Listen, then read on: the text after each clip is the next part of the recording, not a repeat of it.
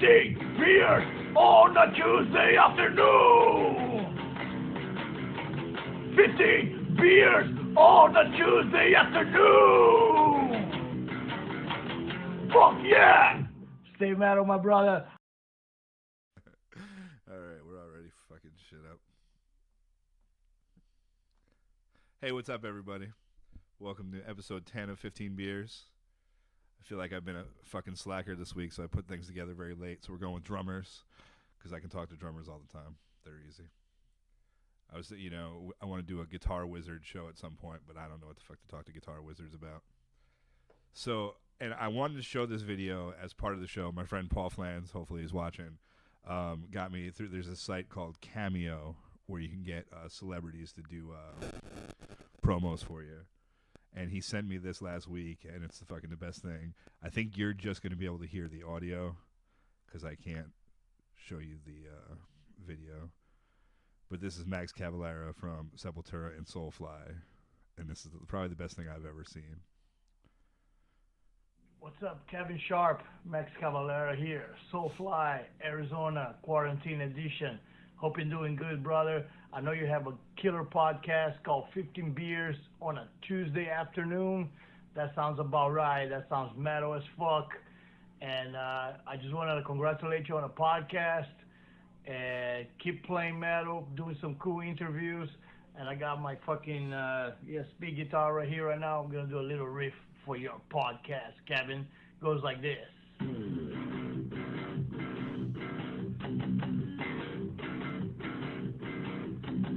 That's actually Helmet.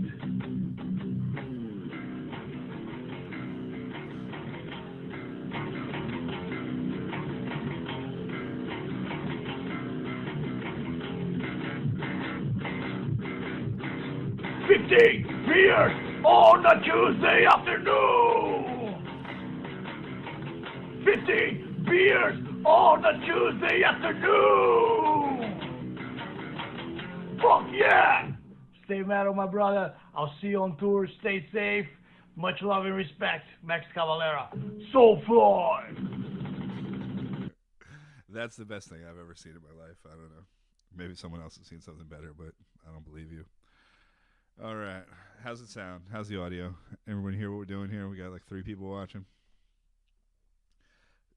Excuse me. I have the phone going directly into the audio box. So every now and then you get some weird like electromagnetic static energy, but aside from that, I think it should be clear. So let's give Jeremy Boniello a call, huh?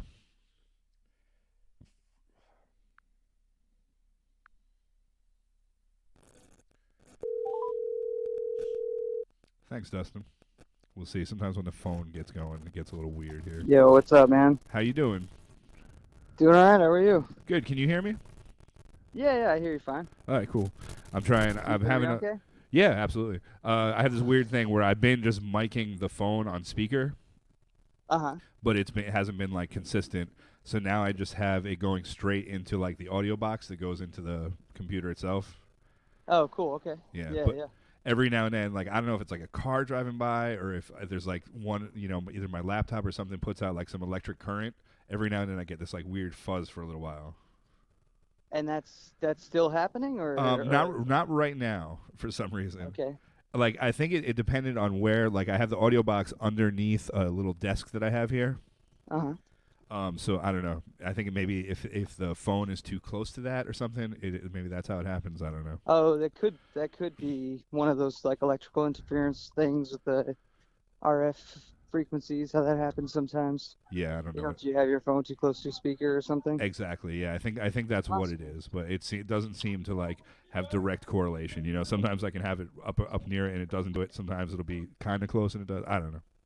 Yeah. I feel like this is all like kind of like witchcraft, Right? Yeah, exactly.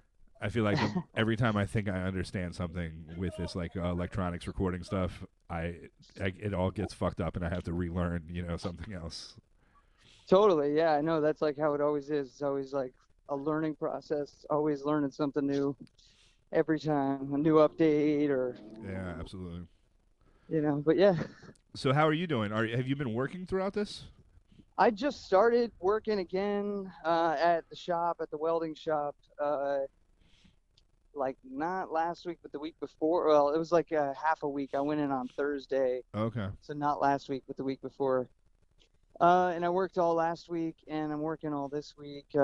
But while I was off of work, like out of the shop, just because we just didn't have anything together, for COVID, and everybody was kind of bugging out Yeah. about everything. So we just kind of all stepped away for a little while. And in that time, I started doing some landscaping with a friend of mine Okay, right on. So yeah, that owns her own company.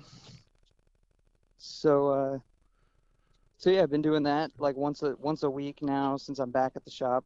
Okay, cool. How do you like that compared to the Also, welding being outside? say it again. How do you like that compared to the welding? Is it nice to get outside a little bit? Yeah, of course. Yeah, yeah. No, it's a good change of pace too, because it's like welding is so precise. It takes so much of my mental attention. Yeah, yeah, right on. Doing like 8 hours of that or whatever, 6 hours, 10 hours. It just gets very taxing mentally, especially in the heat and everything. Yeah. But when it's physical labor, like digging holes and hauling mulch and weeding and stuff like that, that's just super mindless for me. I can just zone out and do that, and the heat doesn't really bother me so much at that point. So yeah, it's Nice. as long as I drink enough water and stuff. There Yeah, you go. no, it's a good balance for sure. How have you been doing? Well, you have your own studio, right, in New Paltz as well. Have you Yep, been yep. doing a lot of work recording stuff during this? A lot of creative output? Just my own stuff. Yeah, and well, actually with Blue Museum too, Mike Hollis and I, we've been writing a lot, and we've got a Google Drive going of just all of our song ideas and Nice. Yeah, and have you everything been? that we're both contributing. Are you doing that like separately? You're just like emailing each other stuff and working on each other's stuff apart, or have you been like getting together and playing?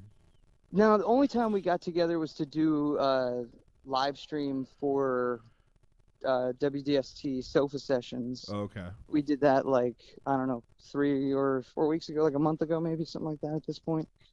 But yeah, no, everything we've done as far as writing has just been on our own, and then we, upload it to Dropbox or whatever. Gotcha. I've been kind of just going crazy and having fun with just exploring all the ideas that I can, but then leaving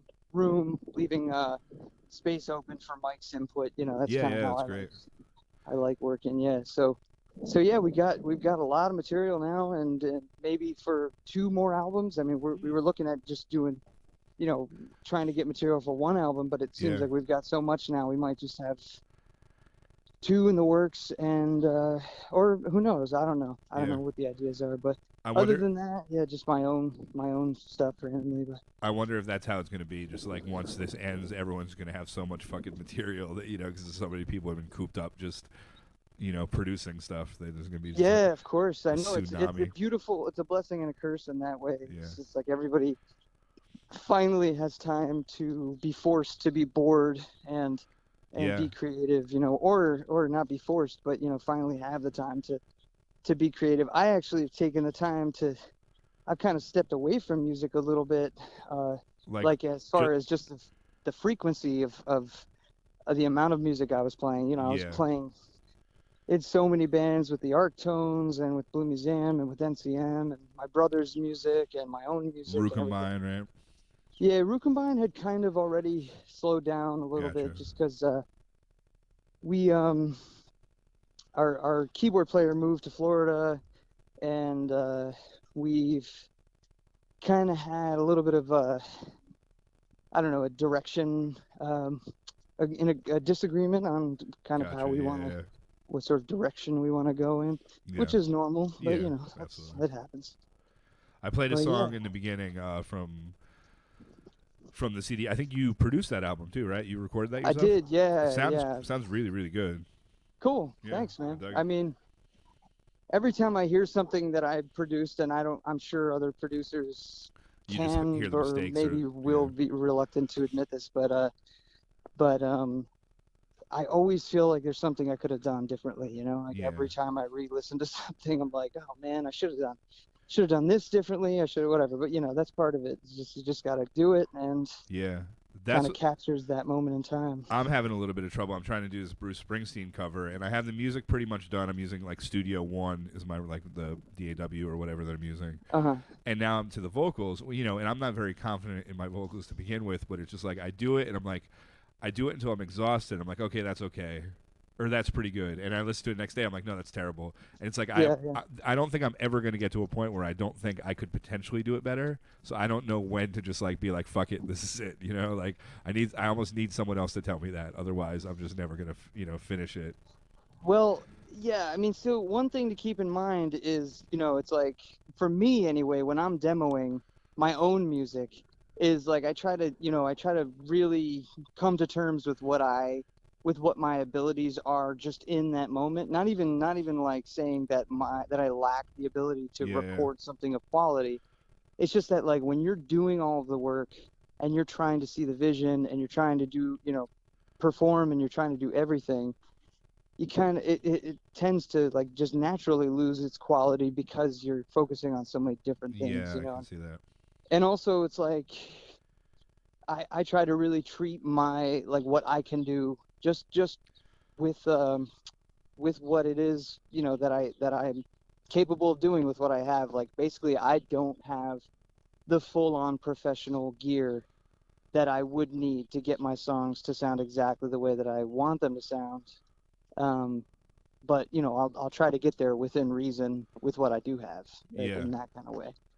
So I feel like some of the stuff that I've heard you do is pretty fucking amazing. You know, or the sounds great to me. Cool. What do you think the level is? Like, it's just different mixing boards, or like what puts you up into that next level of? I honestly, what I really think it is it's not necessarily quality. That's one thing that I found is like the only thing that quality gets you as far as like more expensive just preamps and stuff like that. The only thing that's going to get you is that when you start to stack things, when you start to layer, you know, by the time you've got 5 guitars, that first guitar that you layered isn't now way buried down in the mix. If you use really good equipment, you still have control over every single one of those layers, and you can make it pop, or you can hide it a little bit. Once you start to decrease your quality, that's something that I've noticed, is that you just have to kind of account for the loss of dynamic range or acoustic definition based on the quality of your input source, or not your input source, but like your preamp and that kind of stuff. Gotcha. Yeah. So ultimately, you know, if you don't have superior quality stuff, I would focus more on production. You know, if you really listen to stuff that you're interested in and you're influenced by, or even if it's not music you are that you really listen to day to day, but that you really like the sound of. Yeah, absolutely. You really just got to hone in on what it is that sound is. Like what is actually happening here? You know, how long is that vocal reverb? How long is the slapback on the snare drum, or any of those things? And you really just take those things into account, and you really build it like a kind of like a chemistry project, where it's like there's a certain formula to get a certain kind of sound, and when you can figure out what that formula is, you know. So that's if my stuff sounds good, I can only really just attest to the fact that I really just try to listen as best as I can to things, and I really try to serve the music and just like serve the vision of the overall song in that way. So and that also keeps you out of a box too, you know. It's like you're not, if you're used to working with, you know, solo acoustic artists, and you use that concept, you could then take that to the 7-piece funk band. Sorry, I got a motorcycle.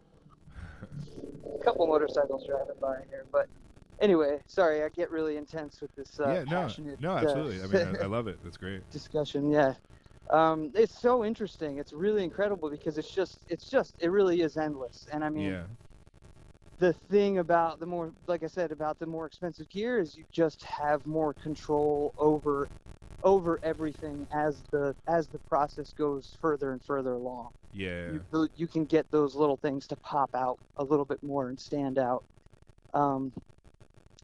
But you know, we all have heard really incredible 4-track tape recordings Yeah, before, you know, of people absolutely. just doing their stuff in there.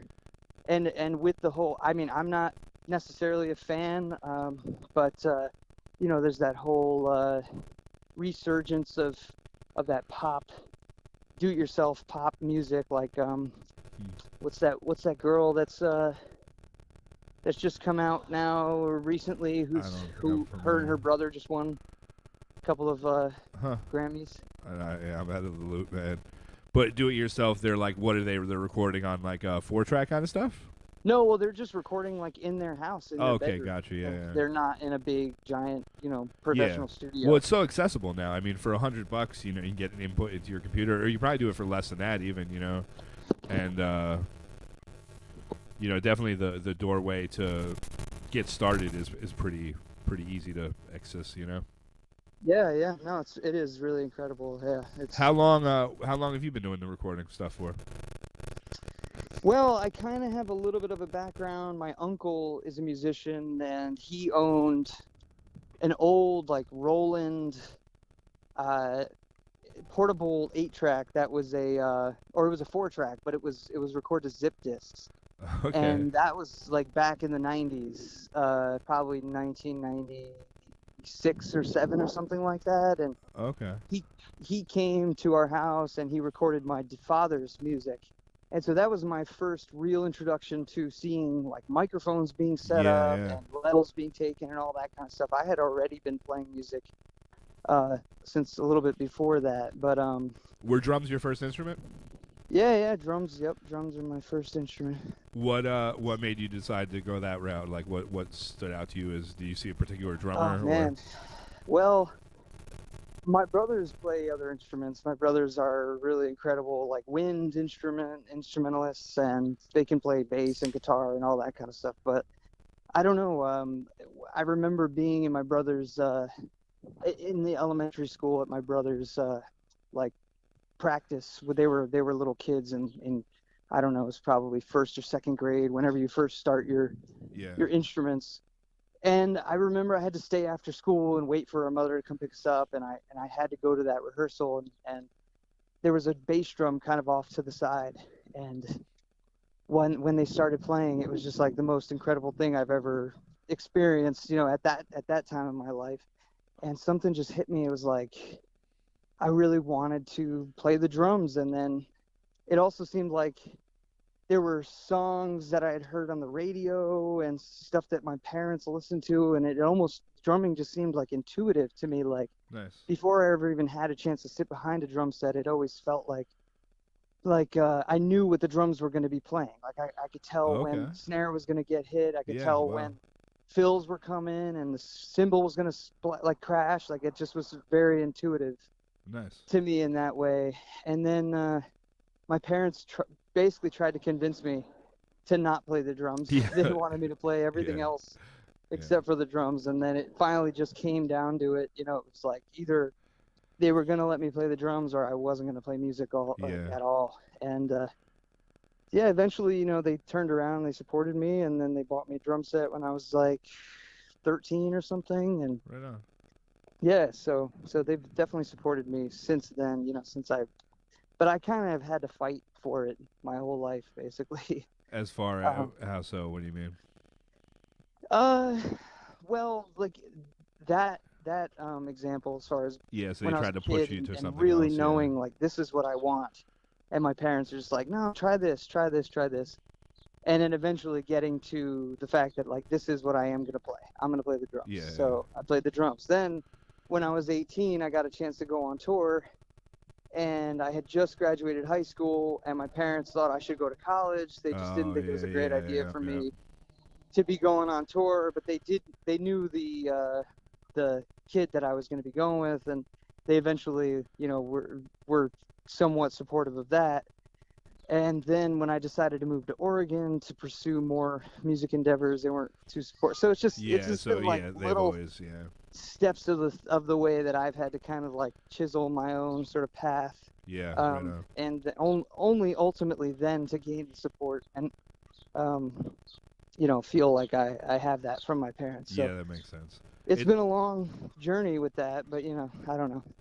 It's funny at that time too, because it's like, going to college is such a respectable thing, but you can't become a philosophy major, an English major. There's a lot of like degrees you can get that are, financially less viable than actually being a very good drummer. Yeah, right. You can make more, as a drummer than you can as a lot of, Well, I mean, see, I wasn't great in school, like in high school. I wasn't really a good student. I was slack. Like, all I wanted to do was play music. Yeah. So it was like either I was going to go to music school, or I was going to, I was also doing heating, ventilation, and air conditioning in high school. That's what I was like specializing in. So I would have gone to some sort of trade school if I didn't go to music school. Gotcha. And that just would have set me up just to like get a job, Yeah. Just like I saw that path and it totally seemed like doable and viable, but ultimately like I just had to go with my gut, and yeah, right on. I decided to go on that tour, and it was amazing. I got robbed in New Orleans at gunpoint. Oh, Jesus Christ. But Fucking New Orleans. What year was this? That was right before Hurricane Sandy. That was 2005. No, Oh, sorry, Hurricane Katrina. Oh, okay. That was 2005. Yeah.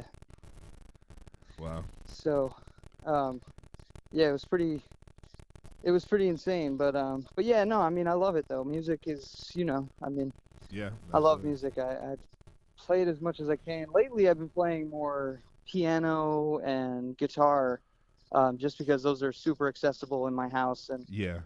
To play my drums, I gotta go up in the studio and turn the lights on, and just which is really like comparatively not that much of a struggle, but no, it's really not. I yeah. mean, of all the years that I didn't even have a place to play the drums, you know what I mean? Like, of all the years that I just wished that I could that I could just be in my parents' basement again, like, and, yeah, absolutely. And now I have the space, and it's just I definitely beat myself up sometimes because I don't utilize it every single day. But that's what I'm trying to figure out, how to like get a good drum sound with this recording situation I have, and try to send some of my friends some loops, just to like, start writing together, like with some of my married friends that like we couldn't practice once a week if we wanted to.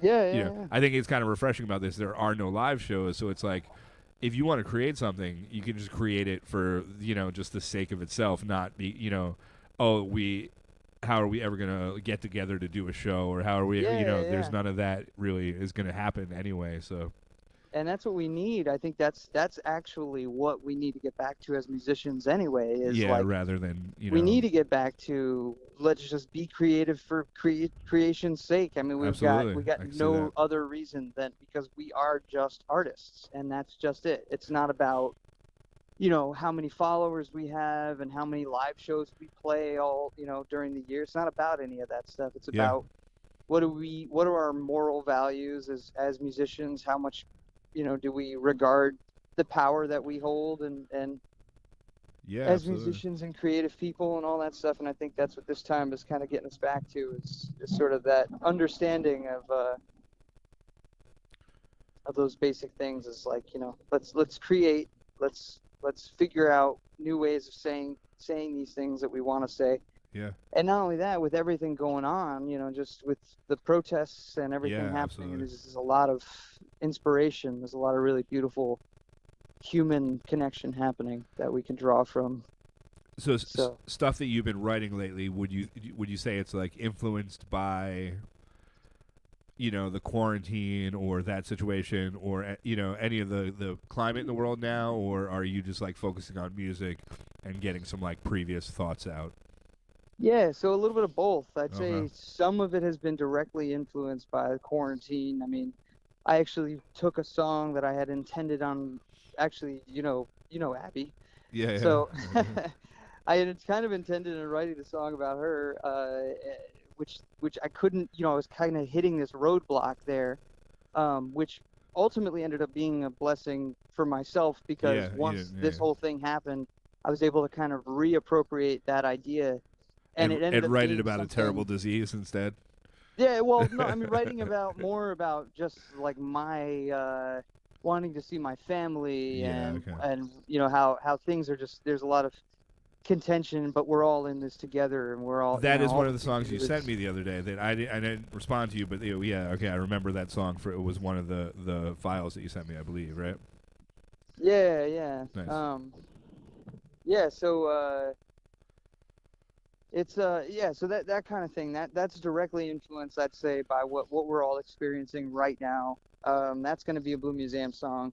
And Okay. then some other stuff like where our older ideas that I finally just got around to actually finishing the lyrics and stuff like that. I wrote a couple new parts, so it was just kind of like tacking up little loose ends and Yeah, right on. on things, but also using this opportunity to inspire me, with new ideas and things like that. Yeah. So, So, but yeah, I'm also trying not to put too much pressure on myself too, because that was one thing in the beginning that I was doing a lot, was beating myself up a lot about not being more productive and not writing more, and I yeah. have all this opportunity now and now is my time, but it's like life is happening, shit is happening, and we just got to kind of go with Yeah, it and absolutely. live and just kind of feel it. We're not like always able to just take everything we're thinking and just put it right out on Yeah, paper, and then absolutely. Yeah, there's and if definitely. if if we can, is that even genuine? I mean, have we given ourselves time to really process our full thoughts and have all Yeah, the I information, see what you're saying. I think it's a combination of both. I think there are certain like visceral things that happen, and someone puts out a initial reaction to, it, and it's just beautiful. But 99% of the time, I think processing and digesting is, there's a place for both in art. There's a place for everything in art, really. But Yeah, well, I mean, because it's important. I mean, they're yeah, exactly what you said. Yeah, they're both equally as important. yeah, I'm not trying to downplay yeah. anyone. I'm more just Yeah, saying that no. I think it's we easier, shouldn't or feel the yeah, pressure. absolutely, absolutely. So Yeah, yeah. you like, when was it? It was like last the ending of 2019. Is that when you were like at the height of all your bands? Um, Because like actually, it seemed like you got to a point where you were like just overwhelmed with playing too much music. yeah, I'd say that was like right. That was probably just after the tour that we did in April that Lara broke her leg. Okay, so this is last summer even, where you were kind of feeling overwhelmed with a bunch of bands. Yeah, yeah, yeah. This thought actually hit me randomly. I mean, it's so weird because I'm sure you have these moments where you're like kind of asleep, but you're kind of awake, and you just have like these little sort of visions, like manifestation visions, sort of. I don't know. That's kind of All how I right, put yeah, it. I don't know what the hell it is, but it's like I've come up with ideas, I've solved problems, I've like figured things out in this little in between period of like being asleep and being awake. okay, And so this was one of those times where I was like kind of coming out of being asleep, and I had just this thought of like, what if I just quit playing music?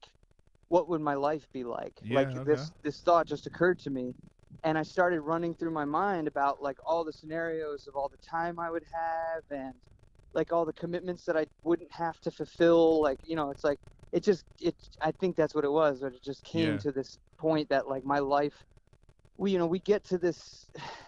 A good quote is, you go from chasing paychecks to chasing deadlines, and that's the whole thing, is like it becomes not even so much about the thing that you're trying to get, or like yeah, for yeah, me it yeah, was the yeah. music and the satisfaction. It becomes more about like satisfying just the commitments that I've made, and it's Yeah, no yeah. longer even just like that enjoyable for me. So I mean, it does become. I mean, you almost work harder than I've thought this before too. Like, if you just instead of buying a fucking drum set at 15 or whenever you started, you said 13. Or a kid buys a guitar for $300, buy a fucking hot dog cart. And you're gonna have like this giant fast food franchise by the time you're 30. exactly, You buy that exactly. guitar, you're just gonna. I think the instrument is a more worthwhile journey for a human to take. But if you want just success, or there's like a lot easier ways to do. It's not an easy life by any stretch of the 100%. imagination. Exactly. And yeah, that's such a great way to put it. I mean, the way I always like looked at it, and I've found that it's definitely not the right attitude to have, but one sort of attitude that I've had is like, this is music. When you subscribe to this lifestyle, when you say this is what I want to do, you make a pact, you make a choice, and you say, I'm not going to get to celebrate all these holidays with my family and my friends. Like, I'm not going to get to have Christmas all the time. I'm not going to have Thanksgiving. I'm going to have to sacrifice these I times mean, while everybody's celebrating New Year's Eve, I'm going to be working. Yeah, definitely Like New it's Year's Eve, but you shouldn't be playing shows on Thanksgiving or Christmas anyway, man. no, I Like, mean, no, but like I was on tour during Thanksgiving. I mean, actually, yeah. we did actually get to come home, but that's because we drove. You were there with us. I mean, we drove all the Oh way from yeah. Oh, Ohio. I got you. Yeah. Yeah, and then We we did weren't miss there that for Christmas. Yeah. Christmas. Yeah. There you I go. wasn't there. I wasn't. So that's what I mean. Yeah, That's that's just one fair. That's example fair. that we Okay. can relate on. But so it's not so much the shows. It's just that we don't always get to have the time. You know, Yeah. our nights and weekends are taken up They are absolutely like by personal rehearsals and relationships. gigs, Yeah. and Yeah. and so we have to understand we don't get the same lifestyle. And if you want to make money, you just go get a job, because Yeah, that's how you're it's gonna make true. money. Yeah. Yeah. Yeah. Like that, that's the simple solution. Otherwise, you're gonna have Yeah, to just go with the ebbs and there's the like the flows. whole, it's kind of like half-assing it. It's like, oh well, I want to do almost what I love, but enough to make money. So it's not exactly what I love, but I'm not making as much money as if I just was doing something to make money. Yeah, there's a weird Yeah, it's gray like area in there. I definitely if understand that. money wasn't an issue, what would you do? Like if Exactly. money Yeah. wasn't even a thing, what Yeah, would you do with your life? you would probably, honestly, I think a lot of people would make weirder shit that Yeah, was actually more enjoyable to people, that would be almost more successful, because everyone chases whatever they think is going to be successful, and I yeah, think yeah, almost exactly. all the time everyone's wrong about that. So I think a Yeah, lot of people, rather than, maybe not everyone can come up with like an interesting concept or whatever, but I think a lot of people just doing whatever weirdo shit they would naturally do yeah. would be more like relevant, at least, than a lot of stuff that's Well, chasing the now you're ghost. tapping into a systemic thing. I mean, now we're talking about the systemic aspect of music keeping us down as a culture and as a society. I mean, what if through music and art, if we weren't so contained in these boxes of what is popular and what is going to make us successful? What if we had the ability to expand our consciousness as human beings? We had the ability to Okay. like communicate with each other in such a way that we could understand, we could reach whole new levels of communication. I mean, in Africa, tribes communicate, like you can tell which tribe or which region a person is from based on their drumming dialect, like based on the drumming Okay. that they speak, the sounds that they speak on their drum. You can tell what region they're from in Africa. But isn't And so that isn't that almost saying the same thing? Isn't that like, say you're born in that place and you just want to do some weirdo fucking Frank Zappa shit? You're tied to the dialect of drumming that from your area, aren't you? Isn't that it's like true. a Yeah. similar thing? No, Like, you're right. You're right. Definitely. Yeah, no, there's a lot. I mean, in there, and I guess that's how their system is set up. And I guess yeah, there's benefits and drawbacks to all of it. It's yeah, like you can communicate a message, but it's hard to break outside of that yeah, without absolutely. meeting too much criticism and all that kind of Well, that's stuff. what So you see some of these people like Frank Zappa, or like, there's a bunch of examples. Tom Waits, that just were like, I'm gonna do weird fucking shit, and yeah, I'm just yeah, gonna do it until you catch up with me. You know what I'm saying? yeah, I'm not doing this to, like, I think all of them, like, didn't Frank Zappa play with Hendrix or something? He had like an in the industry, I believe. Like, he didn't just come out like doing that shit out of nowhere. He was doing weird shit, but he was still kind of like accepted, no, in the mainstream. Zappa, you're talking Yeah, about? not in the mainstream, but Yeah, yeah. he wasn't doing like, No, but he's four still. person shows at a fucking coffee shop. He Yeah, wasn't yeah, like, yeah. No, he was able to make a business and a career out of it. I mean, his whole thing was he was influenced by like avant-garde classical composers, people like Edgar gotcha. Varese, and like Stravinsky. So those were his main influences. And as a young kid, he was trying to write stuff like that. Like he was trying Yeah. to write classical music, and he didn't understand the mechanics of music itself. So he actually had a music teacher that let him just kind of scribble out dots and stuff on a page and then present it to his class, Yeah. and then Okay. try to have the class play what he had scribbled out. So Huh. it kind of gave him the opportunity to kind of have like an immediate, like input or Yeah. sort of representation of what he was doing, so he could learn that way. And then he basically taught himself, went to the library, and learned how to write music through books and stuff. Huh. And so I'd say that the music that he wrote was influenced by like 50s rhythm and blues and doo-wop music, 40s and 50s, 60s, that kind of early rhythm and blues doo-wop, like American folk music. He considers that American folk music. Gotcha. Yeah. And then he's influenced basically. So if you could have the missing link between, say, like the Coasters and Edgar Varese or Stravinsky, Gotcha. that's some Zappa would meet somewhere in the middle right of that. Like so I'd say like even though we hit to a person that's not like versed in his musical language, he is still influenced by people that were, I don't know, that are accessible to us, I guess, in that way. When you start doing your own songs, like say you're going to record, you have an idea. What instrument do you start with? I usually start with the guitar, acoustic guitar. Okay. Yeah, I usually start with that. As far as writing or as far as recording? As far as recording, yeah, usually when I'm ready to record, okay, I'll try to lay down that first acoustic guitar track with a click, which is basically for me, it's the easiest way for me to set the basic rhythm and then the basic chord structure, and then I can work around that. I know I can direct myself on drums through that guitar track. I can highlight basic things, and it's all bar chords. It's not anything spectacular. It's just all basic. And then do you usually keep that first guitar track, or that usually gets? It's just depends. A blueprint. Yeah. If it ends up working rhythmically as something that I've played off of in the rest of the track, I'll keep it. But if I end up finding like a new rhythm as I've gone through, like if I find that another guitar track that I did is kind of like really pulling that rhythm, then I'll take that one out. I'll do a different acoustic track. But usually I end up keeping it. Yeah, I'd say 90% of the time I end up keeping that track, and I'll just bury it somewhere. But I'll just have it as like a very light kind of jangly nice guitar up off into the left-hand side or something. Right on. Cool. Yeah. Are you excited to get out and play shows again, or are you?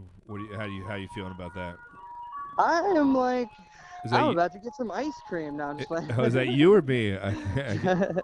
No, that's here. I'm walking right down the street. Yeah. Where are you? Are you in New Paltz? I'm in Kingston. I'm at work. Yeah, I just took a little break from working.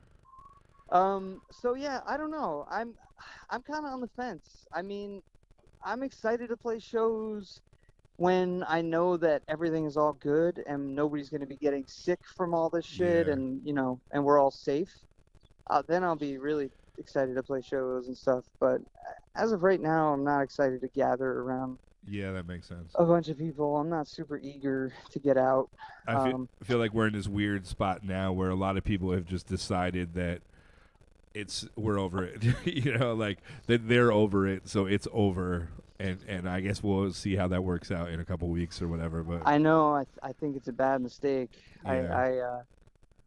I feel that too, man. I really feel it. It's hard to be around family. Like my parents came up this weekend and we all hung out. We had a fire. We cooked some food around the fire. Yeah.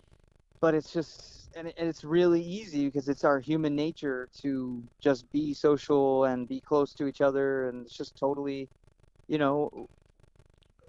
never would have thought that this was a thing like that. Yeah. I don't know. It's crazy. That's what, me and Lara had this conversation today, and I was like, I've hung out with her a couple times in her backyard, or and I've been doing deliveries for the Anchor, so I kind of hang out with the people I'm working with. So I don't feel like I've been like socially deprived necessarily. But then I think there are certain people that have just been home by themselves, and it's like if you're in a dark place that you just need to be fucking around people. I get like that's a thing that some people are encountering, and then maybe it's worth, taking a risk as far as, catching a disease just for your own mental health, Yeah, well, I think at this point, now that we have more information, it seems like you're safe enough that if you are around people and you're concerned whether you might have it or they might have it, it seems like as long as you wear masks Yeah. and you're super consistent about like washing your hands or um, uh, using hand sanitizer and all that stuff. Absolutely, yeah. If you're just like good about that stuff, you obviously run a lot less of a risk. But like you said, you still have that risk.